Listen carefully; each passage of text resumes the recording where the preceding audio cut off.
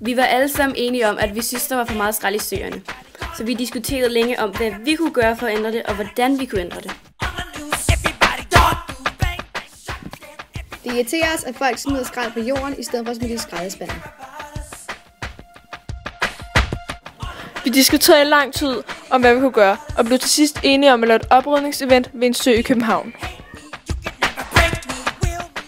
Har du snakket med Camille fra Bernadotte-skolen? Vi ringede til Københavns Kommune og fortalte dem om vores idé. Okay, tak for hjælpen. Hej. Det var desværre ikke muligt, at vi kunne gøre rent i en af Københavns søer, men vi fik Emdrup Sø i stedet for. For at dele eventet, oprettede vi en begivenhed på Facebook, hvor folk kunne se, hvad tid det var, og hvor det var.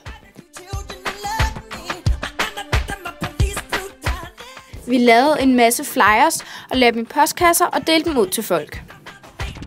Velkommen til oprydningsfest i Emdrup Sø! Vi blev inspireret af alt det skrald, der ligger i Københavns søer.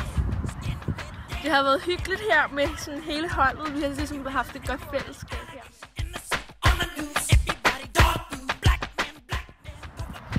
Vores projekt er endt med at blive ret vildt, da der både har været politi og dykkere og brandvæsen involveret.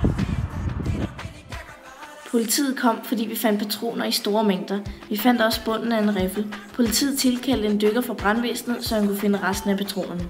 Jeg synes, det har været et rigtig fedt projekt, fordi jeg har opdaget, hvor mange mærkelige og sjove ting, jeg søgte igennem. En mand med navn Flemming giver os rappers, så vi kan få alle de sjove ting op fra vandet. Jeg er glad for, at vi har fået Emdrup Sø, fordi der er mange sjove ting i, og der er mange mærkelige genstande. He